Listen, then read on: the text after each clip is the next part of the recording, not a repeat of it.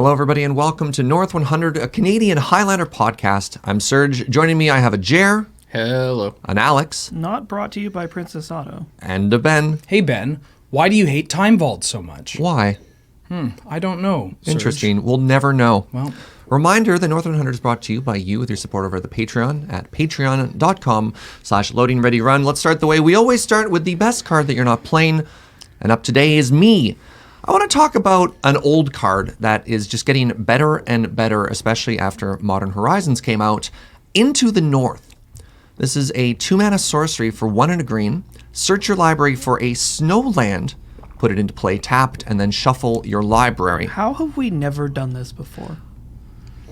It's pretty like fitting. So for a while, North 100, Into the North. it's also just like quite possibly one of the best definitions of best card you're not playing. Yep. Because it's just such a staple and might like have the lowest appearances for something so like It's very good. Duh. Also, just to nip this in the bud, do not send us 100 copies Yeah, of this card. I'm fairly certain we all own at least... This card's like expensive. Is it now? It's a pricey common. I have a back foil. Yeah. So why would we play this? I mean, obviously, get mana fixing and put a basic into play is kind of spicy. But James, could you bring up Dark Depths?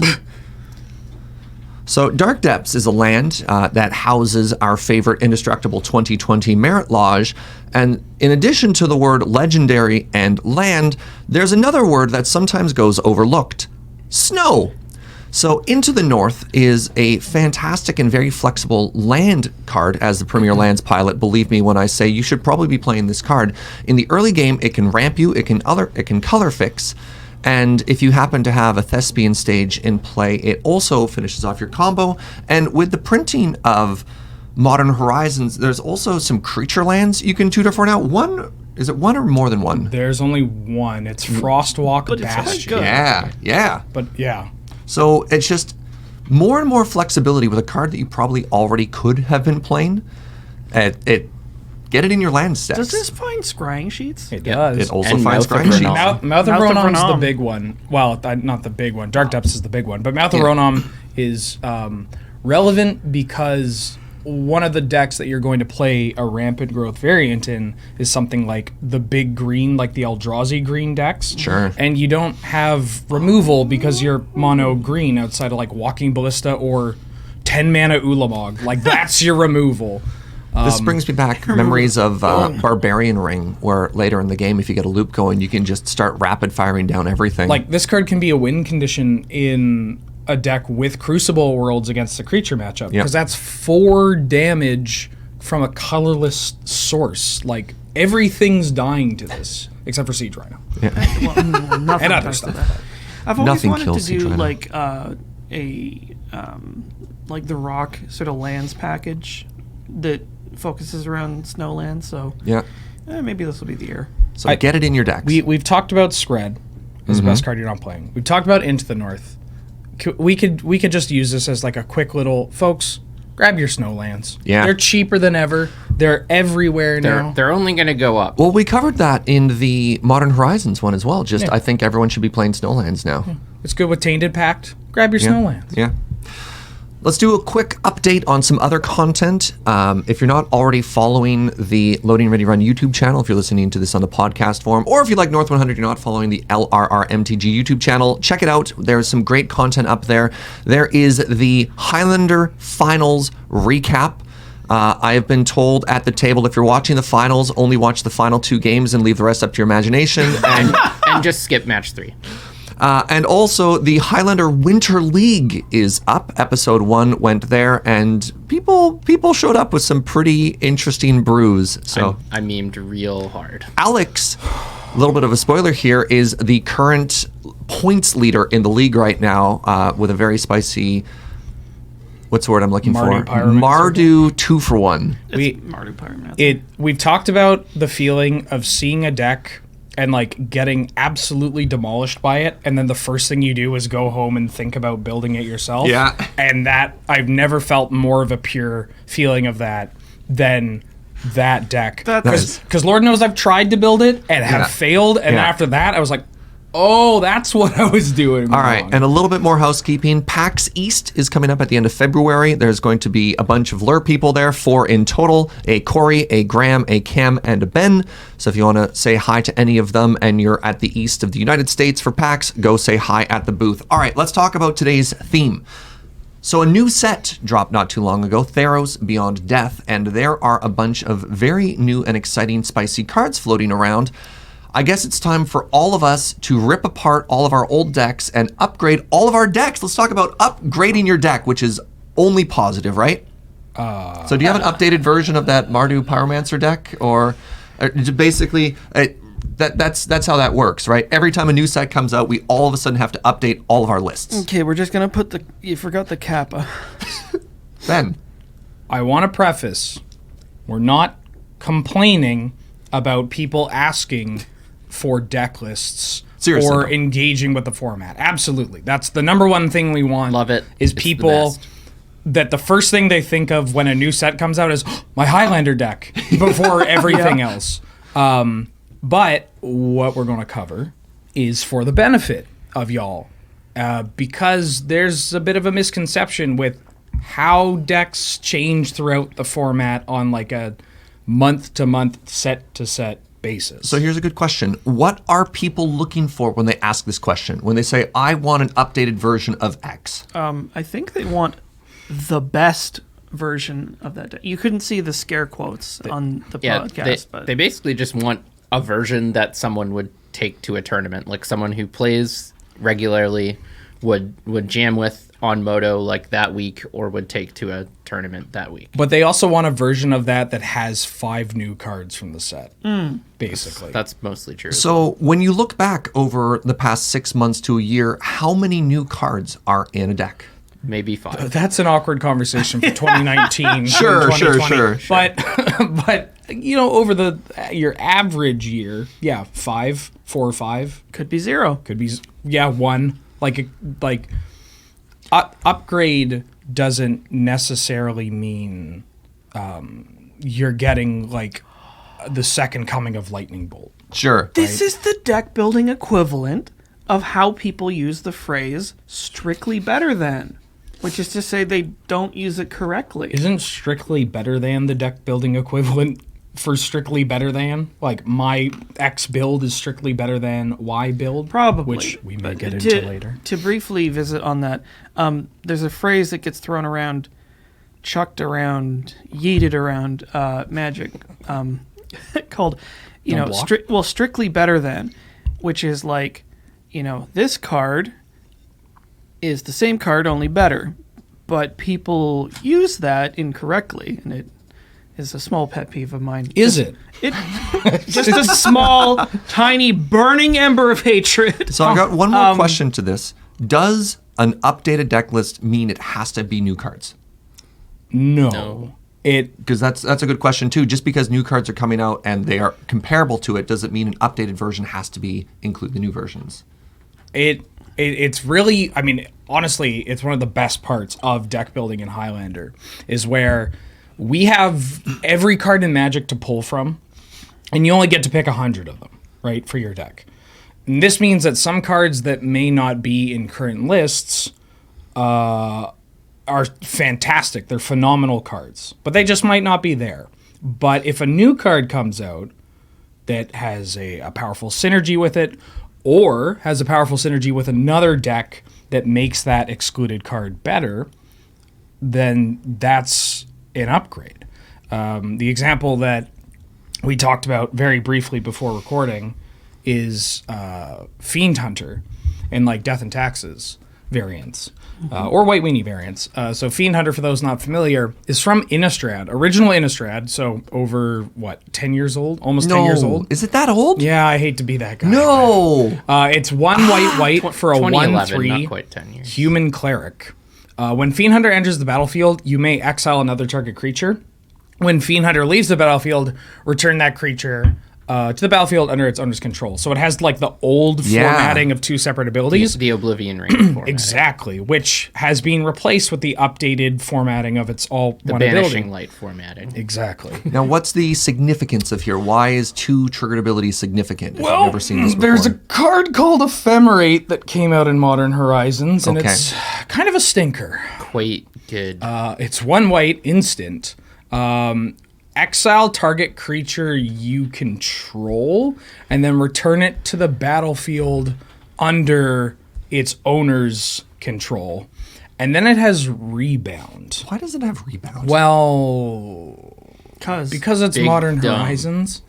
And so what it lets you do is you play the Fiend Hunter. This is like an old school trick. You play the Fiend Hunter, you target whatever you want to exile. All right, so And I then- want to exile Jer. Great. And then you No ephemerate, offense. targeting your Fiend Hunter Okay. with that exiling Jer on the stack, Okay. which causes Fiend Hunter to leave play. Which All right, bye, means Jer. the second ability triggers, but there's nothing. Jer's not exiled yet. Okay. And then Fiend Hunter comes back to play. So the clause that would bring Jer back goes on the stack It resolves. and then fizzles. Yeah, great. Well, I mean, it resolves. It doesn't yeah, fizzle. It yeah. resolves, but it doesn't Well, have anything to bring I back. come back, but then I leave. Yeah. So there's still Jer leaving play on the stack. And then Fiend Hunter comes back into play as per the ephemerate. And then you're like, I'll exile Alex. But So now Alex is exiled under this Fiend Hunter. Yeah. Which if it leaves play, there's that second ability. And And then Jer's Jer just gets gone. exiled and Jer's just gone. I can see why they changed the templating. Yeah. And that's pretty good. So cards like Fiend Hunter, cards like other powerful ETB abilities from kind of like the older sets of Magic, older formatting, get better because of a new card popping in. Or, it can work the other way. Ephemerate making other creature-based decks better, which then in turn means you want to play more creature removal. That's what I was going to point on. It's not even necessarily just your deck getting new cards that could spark the change. It could be other decks getting new cards that want you to change up your deck to combat those new cards in different To ways. adjust your deck to okay, face the but current Ben, what's the best woodworking tool? A hammer or a saw?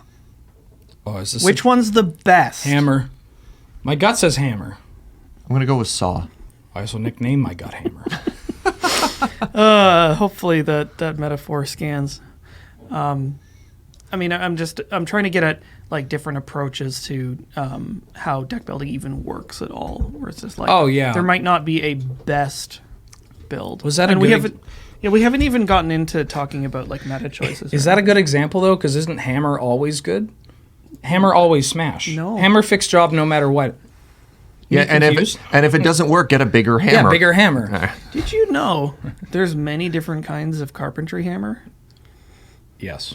Is it just the same hammer but increasingly larger, small? bigger than No. bigger than bigger than I'm bigger. not going to turn this Yeah, into yeah, a yeah, yeah, woodworking yeah. podcast, but All right. Well, then let's talk about the update process. So we've covered what does it mean to have an updated version. So new cards have come out. Theros Beyond Death has come out. Great. What is your criteria if you want to add a new card to your deck? Does it spark joy? that's That's he's mean, not Jared's even not wrong. he's not even joking. It's just like, Yeah. am I interested to play this? Is it exciting? Am I in like? Does it fascinate me? I'm like, And the thing is, just because you're excited to play something doesn't necessarily mean it's going to be good. It's going to stick around forever. That's you just want to test them. yeah, you want to try it out. One of my least, not to again give a pet peeve thing, one of my least favorite things is the statement, "I wish this were playable," and I want to preface why, because don't let your memes be dreams. Anytime someone says, "I wish X was playable," it's probably playable. Yeah. Right. This is again part of the upgrading. I mean, I've seen you play and win with some, and this is my bias showing some decks that probably don't deserve to be play or win. Oh, yeah, and you just crush with it. Wait till we get to the powerful magic story. Do you know what they're actually saying? They're not saying, "I wish this was playable." I wish this was tier 1. Right, but the tiers don't. I mean, this is also part of this conversation. Is that like tiers are so subjective and don't. Well, and really they're also matter. really liquid, right? Yeah. They just fluctuate so often, and like that. One of the great things about Highlander is there's so many playable good decks, and like there's no Pro Tour circuit, there's no great hive mind. Like, we've got a bunch of people in a great community, but like there's not nearly enough people hammering it out to figure out like, all right, these are the 3 strictly best decks, everyone should be playing these. Again, it's one of the best parts of the format where you'll have other communities being like, we had a conversation locally about Library of Alexandria. There were some prominent members of the Victoria community that wanted Library to go down to 0. Jared and I were not in that category as people that have played with Library quite a lot. Yes.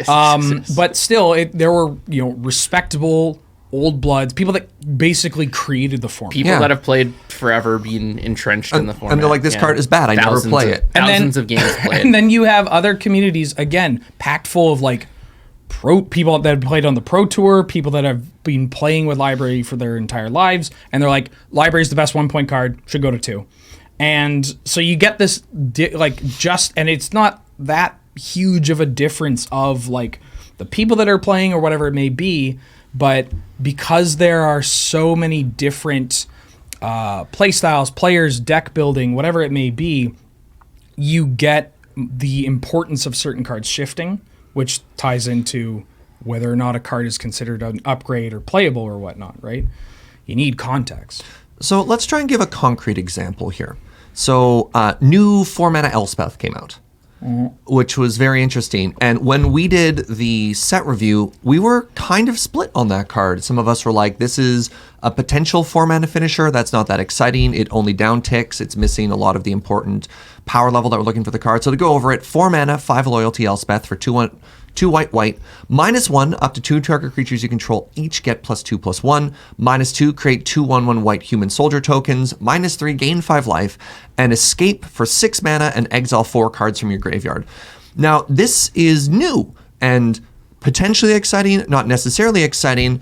Ben included this in his year-end final list. So what was your evaluation of this card that made you include it over, say, old 4-mana Elspeth, which a lot of people think would be more powerful? Serge, I'm glad you asked the number one question that I've answered this past week. Right. Why did I play this over Knight Errant? Where Knight Errant, probably pound for pound, a better Magic card.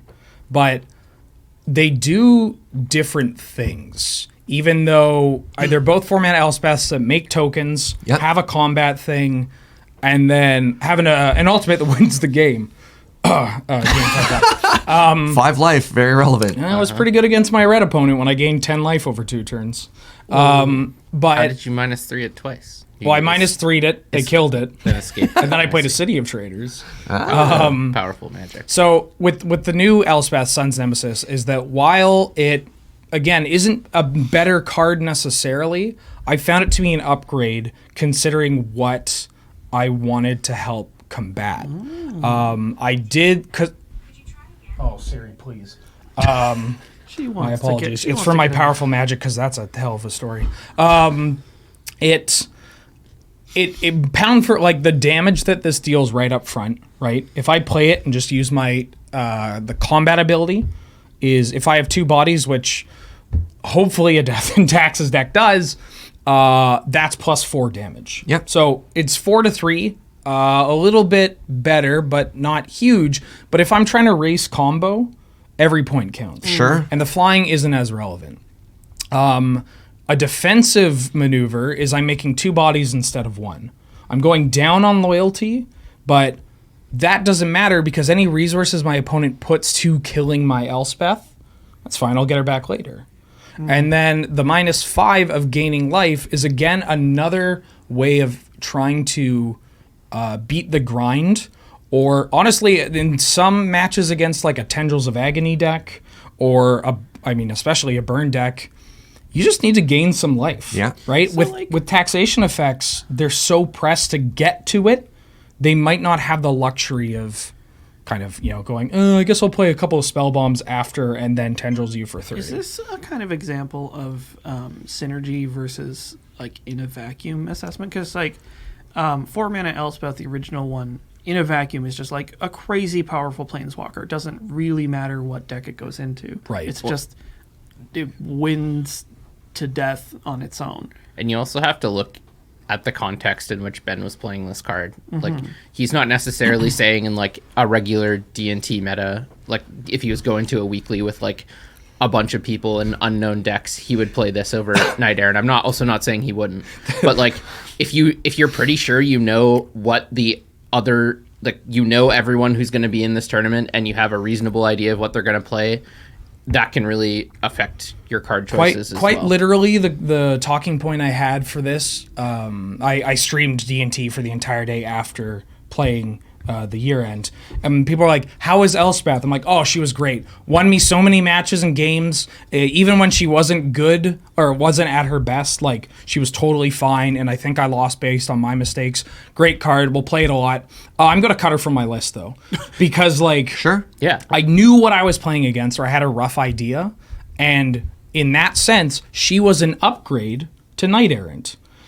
If I'm against a wide open field, maybe not. Maybe I look go to with the something safer else. mid-range card, right? Sure. Or I think I just played another one drop over her, but Those Yeah, are pretty and good. that's why I sort of get like a like shiver when I see everyone like posting and touting the year-end decks as like the best decks, because like they're sort of like really focused on that one tournament, and like you make a lot of choices that you wouldn't necessarily make. Like, they're really, don't get us wrong, they're really high octane decks, but they're also sure. tuned to beat each other in that microcosm. I was pretty sure there would be 0 mid-range decks in this event, and there were 0 mid-range decks in this event. There was an aggro deck. Medium red is like bordering on a mid-range deck, but I think if you count the 1/3 of me, Hogman, and Pat, you get to at least one mid-range deck. sure. Kinda. So maybe like I'll give you 80% of a mid-range deck. Yeah. Final offer. Call a deal. We take those. Sold. Yeah. But like, if I had 7.5, actually 8.5, because I knew what someone was playing, but they weren't actually in the top 8. I thought Chris Sutherland was in the top 8 until the day after I regged my deck. Uh-oh. Yeah, it was fine. I forgot to count myself. But like, you know the people that are playing, and Sure. we know each other, like what we tend to bust out if we're like getting serious, or if we're like fascinated with a deck or like a specific archetype in that time. So we will make changes based on that, which again involves going back to either older cards that may have fallen out of favor for that specific meta game, or for they got better because of newer cards. So let's take that energy and go back towards, you want to upgrade a deck you have right now. Right. You've been playing a deck for a long time. In a vacuum, you're going into an unknown metagame, so not like the top 8 situation. What sort of questions are you asking a card to solve, I suppose, for it to be included? I suppose one great one is, do I feel like my deck is weak in a particular area? And is there a card that can fix this? And that's true not only of new cards, but older cards. But of course, everyone is always more interested in the new cards because they've never been printed before. So it gets the brain juices flowing, right? Well, and it goes back to something we've talked about before, is that you don't necessarily need to adjust for what your deck's weaknesses are. Like, every deck is going to have weaknesses, and sometimes it's actually correct to just like ignore those and like hope your deck does what it does, and that's sometimes your best chance of winning those matchups. Conversely, I was going to say that you can look at it like, are there cards that do what my deck wants to do more or better in some way? It's like, is this another card that does exactly what my deck wants to do? Get it in. Let's see if it works. Or just like try it. Like one of Alex's favorite terms is side grade, and like trying out new stuff. Because sometimes what you thought would be a side grade turns out to be an upgrade. Can you describe what side grade is? Sorry. Sure. Side grade is a term for a card that isn't necessarily better or worse, just different. So like the one that immediately comes to mind, because we've been talking about D&T all day, is Hushwing Griff versus something like Vryn's Wingmare. Or Vryn Wingmare. They do very similar things. They're both disruptive, evasive creatures. They both have What the are same they? mana. Hushwing Griff is 2 and a white for a flash flying 2/1. Creatures entering the battlefield don't cause abilities to trigger. And Vryn Wingmare is the same mana cost, also a flying 2/1, doesn't have flash, and has the Thalia text. So non-creature spells cost 1 more to cast. Giddy up. Yep. So they're very similar cards. They're obviously comparable because they have the same mana cost. They both have flying. They both have the same power and toughness. They both just do slightly different things. Like Hushwing Gryff is likely, like, it has a higher ceiling, lower floor. Sometimes it'll goozle your Stoneforge Mystic or your Palace Jailer, but sometimes you'll play it against Pod and their deck will do literally stone nothing. So like sometimes it'll win you a game by itself. Other times you'll sort of hinder yourself. Whereas Vryn Wingmare is always going to be pretty reasonable. Sometimes it might cause you to be unable to cast your Planeswalker on time, but likely it's doing more damage to your opponent than on the topic of white disruptive threats and side grading as well. Those were both cards that I heavily considered to add to my top 8 list, the Death and Taxes list, because I knew there was going to be Pod, and there's I think splash damage on a bunch of decks for especially cards like this when you have side grades gets kind of muddled up, right? Like somebody looks at Vryn Wingmare and they're like, oh, Flying Thalia.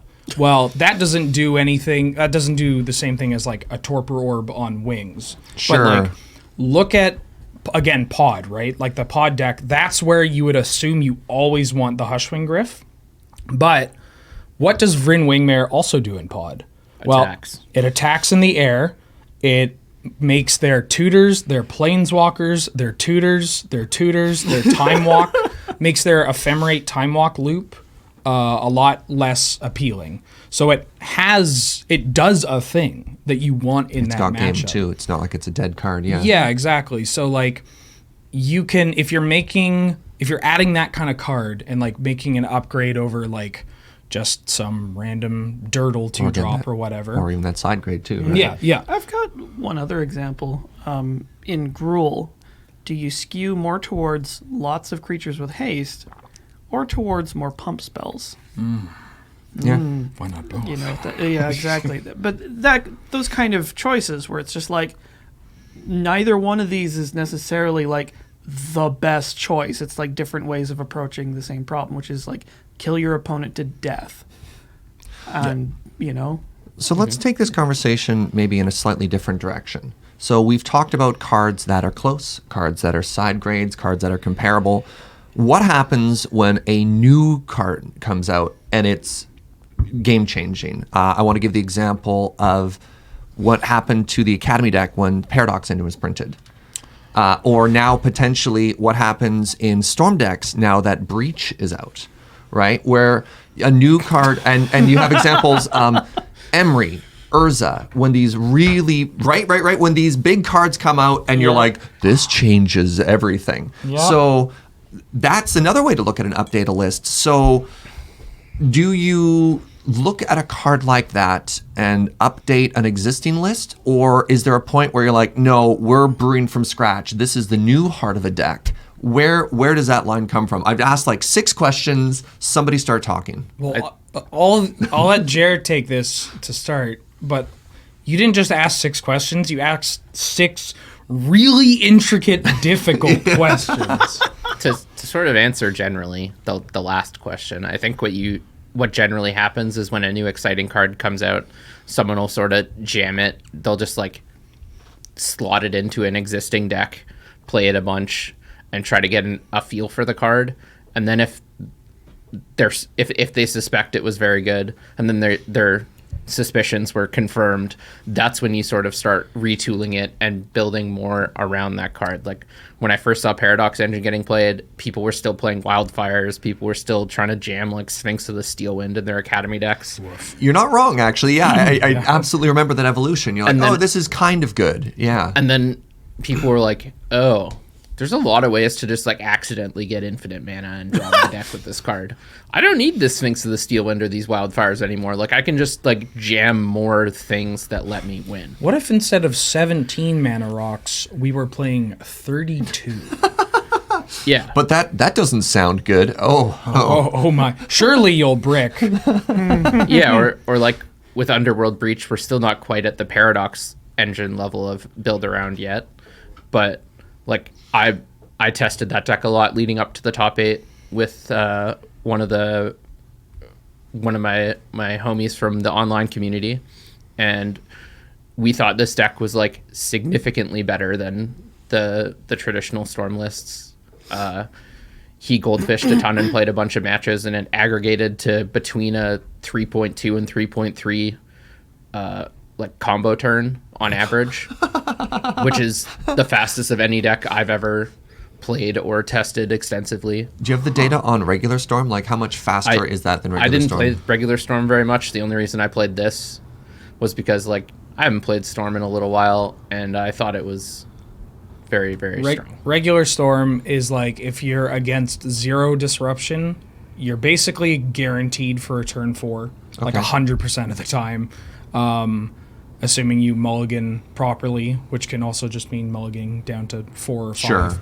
But then you have a 3 is if you have a good hand, and then like 2 is your. I'd bet it's slower than my Breach version. Yeah, probably because you're playing more. Just on average. The normal Storm, like a very stock Storm list, is going to be playing some dorky-ish cards as well as like a bunch. Like you'll be like absolutely thrilled to play every like Anticipate variant, and then so like your level up of hand attack, 2 mana impulse, tutor kill you, or tutor and then try to kill you immediately. Out of curiosity, Jared, when you included Underworld Breach, how different was the Storm list when brewing around Breach compared to normal Storm list? I mean, can you give a number of cards that you think were different? 9, like roughly 10, I would say. 10 is a safe number. So is it the brewing difference around Breach, or is it mostly you play different with the deck? Like, how different does the deck feel when you know you have Underworld Breach in it? Well, once you put Breach in the deck, it also, like, with the addition of Enlightened Tutor going to 0, also sort of changed the deck. That led me to also put Oath of Druids in the deck. So that's different than the stock Storm lists as well. Just because it's an additional powerful engine card to get with Enlightened Tutor and other tutors. So the main differences from the stock Storm deck are Underworld Breach with the Brain Freeze, Gamble, Entomb package, and Oath of Druids with a creature. So I guess that's 6 cards that are like enable the deck to do very different things, and then there's like a handful of other cards that you can add, like Enlightened Tutor, that the normal Storm deck doesn't really get to play because it only gets the mana. And while that's pretty powerful, like, there's enough things that can do that job better in the regular Storm deck, I think. So Ben can weigh in as well if he disagrees or agrees with anything, but he looks like he's thinking. I mean, our brains are up there. One of the problems I just realized is this discussion about a new card coming out has been biased towards combo. You know, Paradox Academy coming out and creating a new archetype, Breach coming out, creating a new archetype. I'm going to throw this to Alex in particular.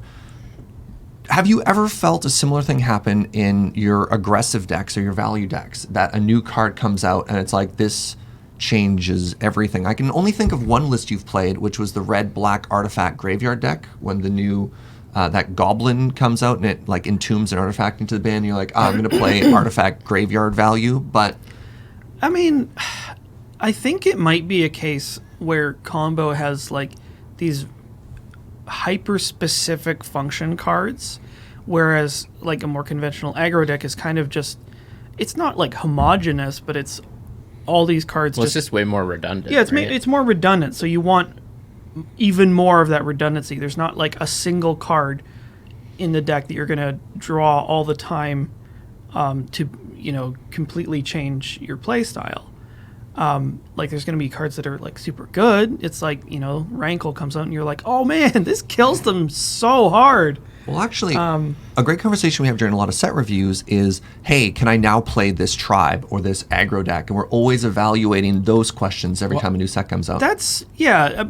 although that's more of an incremental thing. It's not like there's, We're not really upgrading. It's this just is the card that's going to make this deck happen. Yeah, I think it's not combo decks that are the most blatant example, but rather engine and synergy decks. Sure. And like tribal is difficult because it is.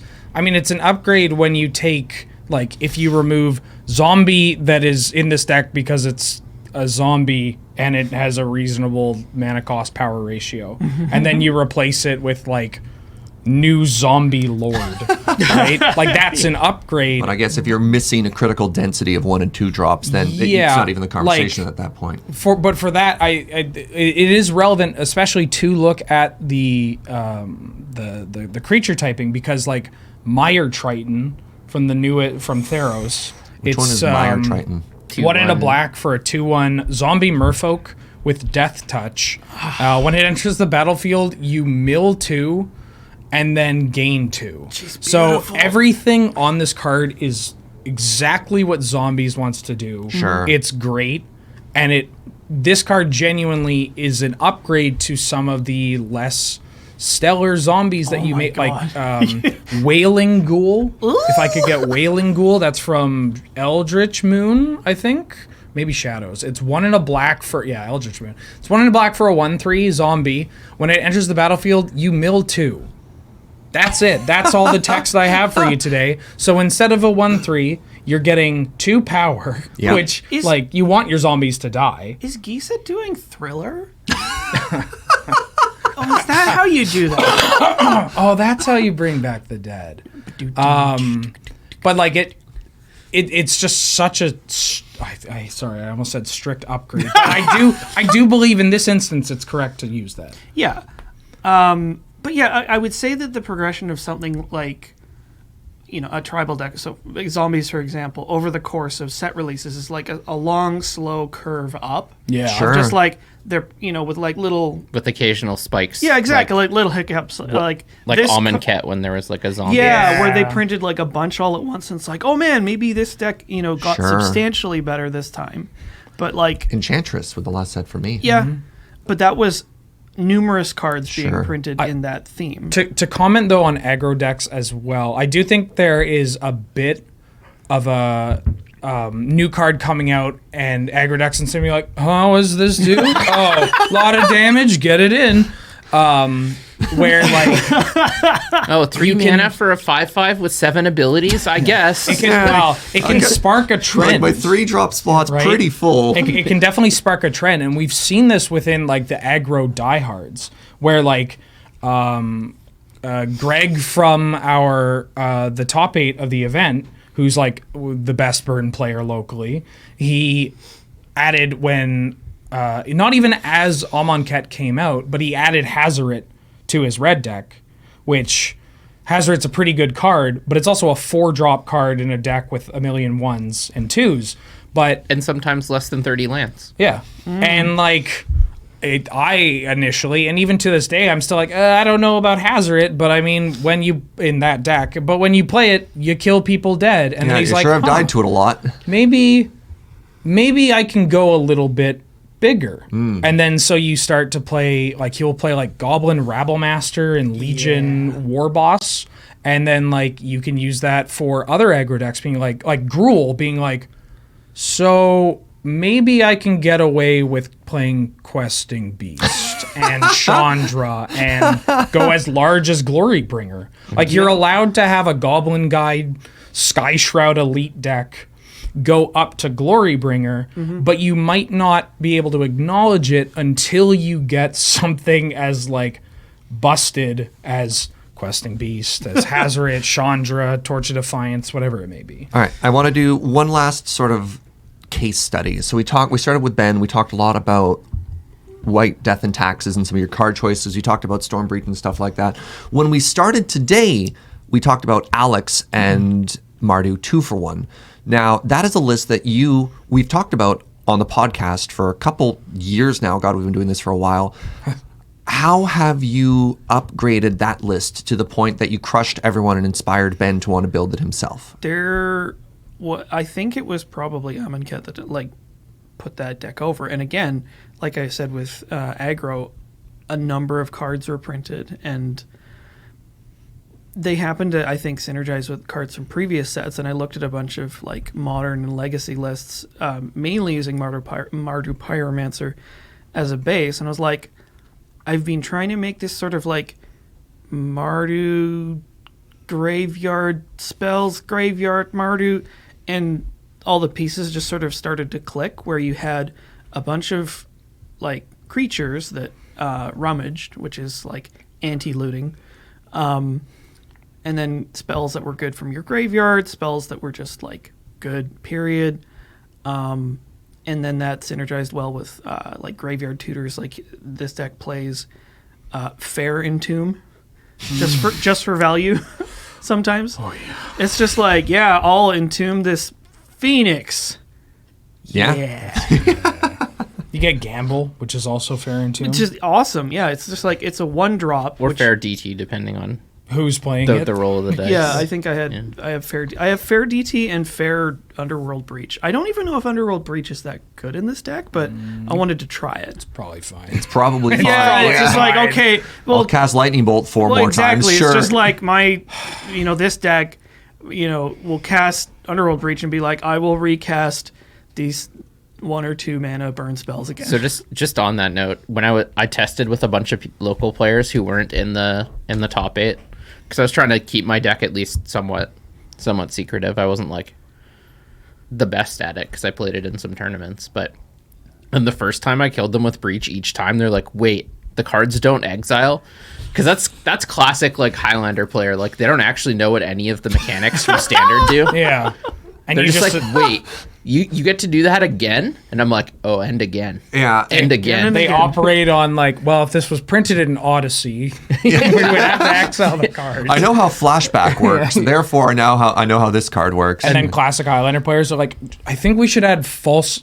Can I, James? Can I get false memories on the screen? Because this is a deep cut. This card is being brought up by multiple people, being like, "Do you think false memories should be near over brain freeze?" Sorry. It's 1 in a blue instant. Put the top 7 cards of your deck into your graveyard, and then at end of turn, remove 7 cards in your graveyard from the game. That's awful. I mean, this is just the thought process of retirement home magic. You look at Breach and you're like, I'm just going to cast this over and over, mill my entire graveyard, and GG. And you know what? Honestly, like if somebody killed me with this card in their Breach deck, it'd be very cool. But also, it's just like, all right, yeah, you got me. Yeah. Like, yeah, this card is now at least you can have this conversation and not just completely take a pie and slam them in the face. I think this Mardu deck, there was like 7/8 of that deck that existed, and suddenly they printed an 1/8. It's just like, hey, get in there. The hand attack is so brutal. And I think this also, this ties into these higher value cards coming in. Like really powerful backbreaking 4-drops and 3-drops, as well as the London Mulligan, where if people aren't playing enough lands or impactful cards, they might mulligan a bit more. And then, so your hand attack is extra backbreaking. And then if they are playing more lands to cast their spells, then they might not be able to poop everything out on the table turn 1 and turn 2. Well, so over the course of a game as well, they're just like, you're going to be able to grind better. Yeah. And like if they're not deploying anything super relevant until turn 3, then cards like Agonizing Remorse, the new 2-mana hand attack spell, gets so much better because you're more guaranteed to hit something that they're like, oh, I needed that to do anything. It's like, oh, that's a shame. Kill you. So let's look at sort of a closing thought here. And I think an idea that we can all agree on is, unless the points have changed, and unless there's a brand new card that you're brewing around, how much do lists change? When somebody's saying, I want the new hotness, I want the new D&T. I mean, sure, yes. A little bit. Functionally, maybe like 15 to 20 cards sometimes, but like 90% of those cards were printed already. They're not new cards. They're just like different choices you're making. Yeah, the execution of a lot of the cards when they get switched is going to be relatively similar. Like if you look at a preview thread from Theros and you're building D&T and you see all these really powerful, good white cards or whatever, and you're like, should I play them? My answer is always just going to be yes. Just play them. And like even if the ones are like more, you throw in the absolute auto includes. If you want to try out the like Terranikas of the set or the Daxoses, play them. They'll probably be fine. They're a card printed in the past couple of years. They're at least going to be serviceable. That's pretty real. Well, it's like there's frequently a framework that to these archetypes that has been established, and like even that's a little flexible. But there is like a cluster of cards. It's like I'm in this archetype, so you definitely play these cards, and then everything else is just sort of like add-ons Brewer's in choice. one direction or the other, and like they're not always wrong choices. Sorry, you just got me thinking. Have you tried 2019 Lander yet?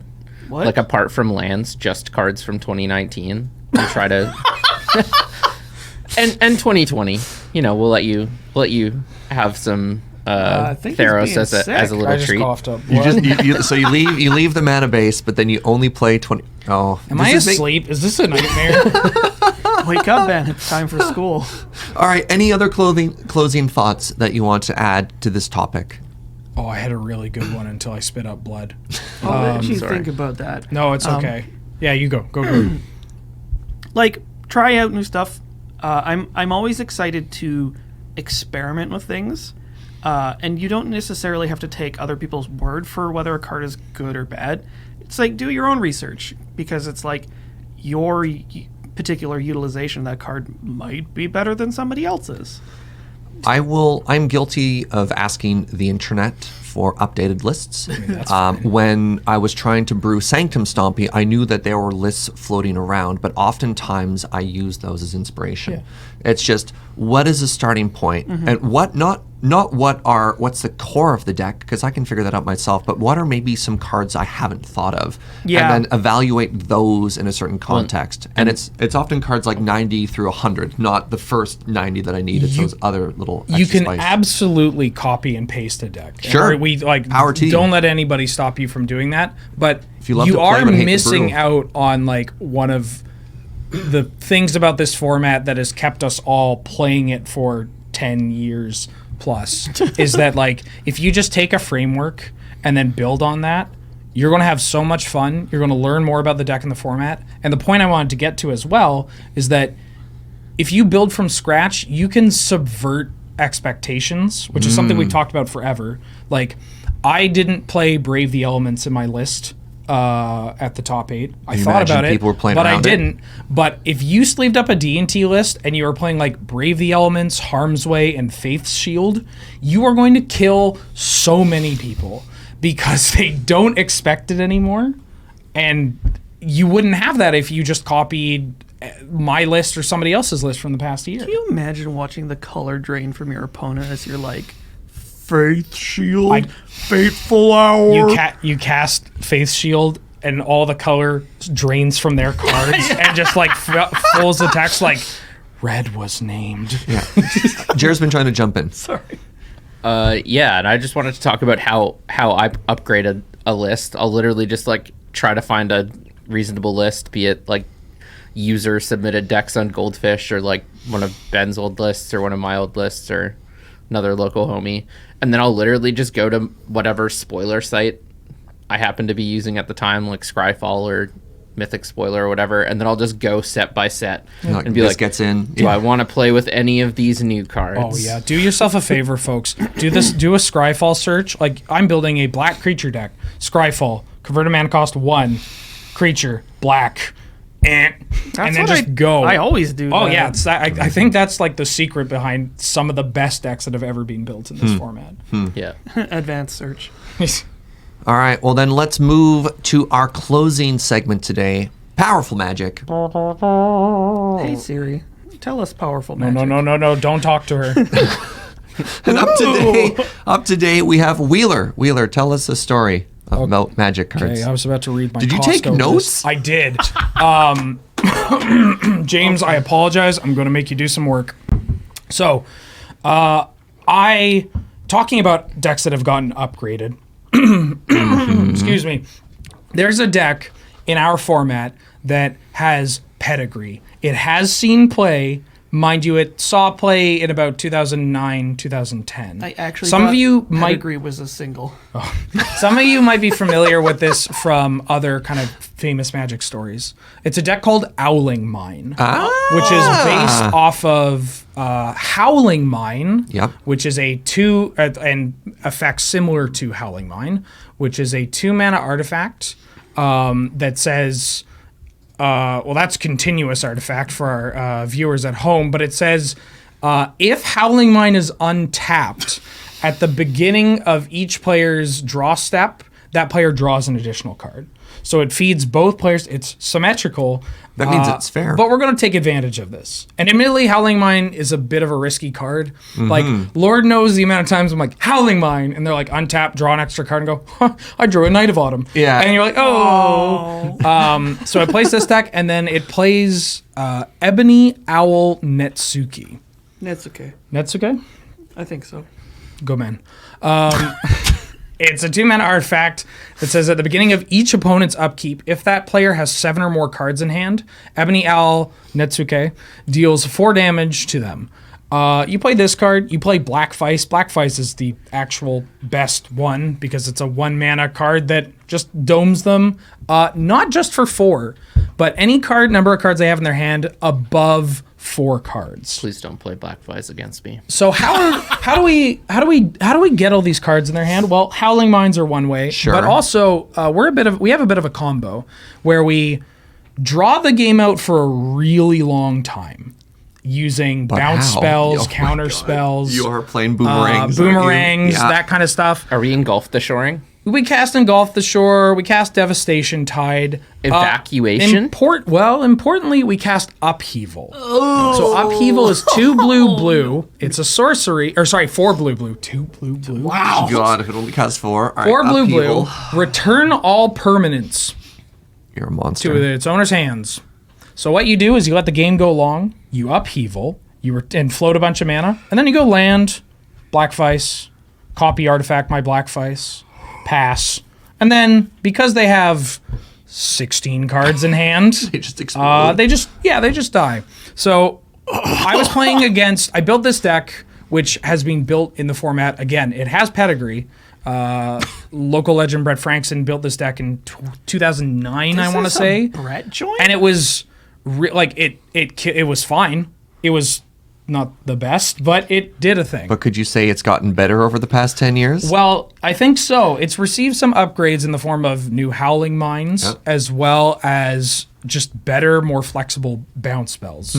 And Mystic Sanctuary. That's a big one. Get any new Black So Vices? I don't believe so. But so I built this deck. Fevered Visions if you want to play it. Yeah, but I built this deck primarily blue with a bit of a red splash for Fevered Visions, Dak Faden, Royal Scions, some busted cards. And I built it and I was like, surely this deck's a meme. But I won my first match against Death and Taxes handedly. And then I'm against Blue Moon. And we're in game 3. And I believe I dropped my last game mostly because I'm the largest of Chunguses. It's game 3 against Blue Moon. I hit them with a mana drain on, I believe, their 2-drop spell, or a 3-drop spell. And then I get to untap and cast Temple Bell, which is a 3-mana artifact, taps, each player draws a card. Classic. So I use this with my mana drain mana, and I have like a Force of Negation in hand, and I believe a negate. So I feel very comfortable doing this. Unfortunately, my opponent plays out a card called Ironcrag Pyromancer, which is a new card from Throne of Eldraine. Ironcrag Pyromancer is 2 in a red for a 0/4 that says whenever you draw your second card each turn, it bolts anything. Which I'm helping my opponent draw cards each turn. This is quite possibly the worst card Wow. to see as an Owling Mine deck. Wow. And so I take some damage from this card. I try to like Temple Bell only on my turn, but they're a blue deck, so they just opt or whatever. And then they also they had some sick tech where I Temple Belled, and then they Vendilion Cliqued themselves to tuck a thing to bolt me. And so I have my back against the wall. Yeah. But then I think I bounce the Pyromancer on a key turn, and they go to fight it. I have the Force of Negation, and then they kind of resign with, all right, I'll replay this Pyromancer. I untap, I cast a Time Warp, so a 5-mana Time Walk spell, take an extra turn, and I have a Mystic Sanctuary in hand, which is the new Throne of Eldraine land. So I'm able to Time Walk and then put it back on top. And I'm able to do it again next turn, but honestly, the cards in my hand suck. And so, what I do is I Time Walk, but I Mystic Sanctuary the Drain back on top because my cards are so bad, I don't feel like I'm actually doing anything. So I Sanctuary back the Drain, and I manage to find in my draws an Aether Spellbomb. So I'm able to Aether Spellbomb one of their creatures, the Ironcrag, back to their hand to buy me some extra turns. I pass back. They go for the Ironcrag. I mana drain it. They try to fight. I use that negate I have. So the drain resolves. Pyromancer's off the board, and I'm up 3 mana. All right. I untap, and I'm drawing extra cards every turn, right? So I don't have this Pyromancer. I'm not dying. I've got, at this point now, I think I've drawn Howling Mine and Temple Bell. So 3 cards a turn. I play one of my 5-mana Time Walks, so I get an extra turn. I then manage to find a Snapcaster to get an extra turn. And the thing about bounce spells is you can target your own things.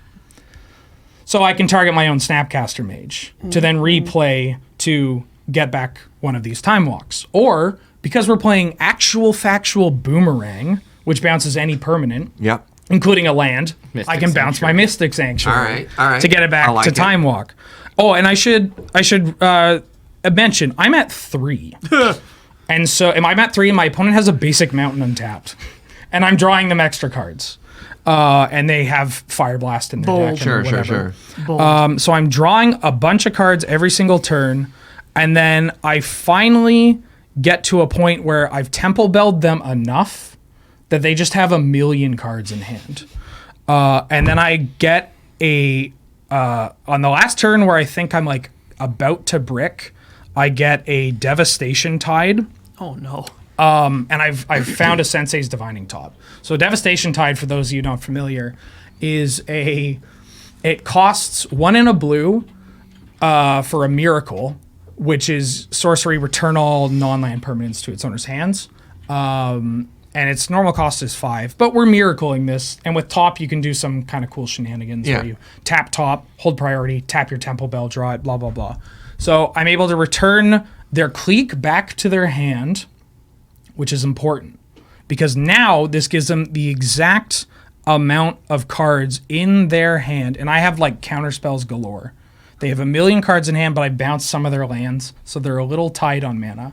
They can only cast a 3-mana spell or so. I bounced everything back to their hand. I slam a Black Vice. I slam a copy artifact. And importantly, I attack for 2 with my Snapcaster Mage. Getting rid of their blocking Vendilion Clique allowed me to attack with Snapcaster. Or no, I took an extra turn after the Dev Tide. So Snapcaster was able to attack. Sure. But the Clique was gone. That's the important thing. And then they go to their upkeep. They get they try to cast a Clique. I fight back. And then they take 2 Black Vice triggers for Xaxes because of the Snapcaster. And then I end up beating Blue Moon with Owling Mine. Wow. And then I played this deck for 3 days straight because You're God, like, is it a roller coaster. Oh, it's so much fun. It's so much fun. Mr. Bones Wild Ride. And I never want to give it off. Well, friends, thank you very, very much for tuning in today. I hope you got some insights into upgrading your deck or not, or finding lists or the journey behind all of that. It's a lot of fun. Quick reminder, the LRR MTG YouTube channel, if you want to check out some powerful Magic. We've had some really good games on the channel lately. 2 big VODs if you want more stuff to watch. Quick shout out to PAX East. End of February, we have a Corey, a Graham, a Cam, and a Ben. Go say hi. And a reminder that North 100 is brought to you by you with your support over at the Patreon at patreon.com/loadingreadyrun. Thank you so much for watching. We will see you next time.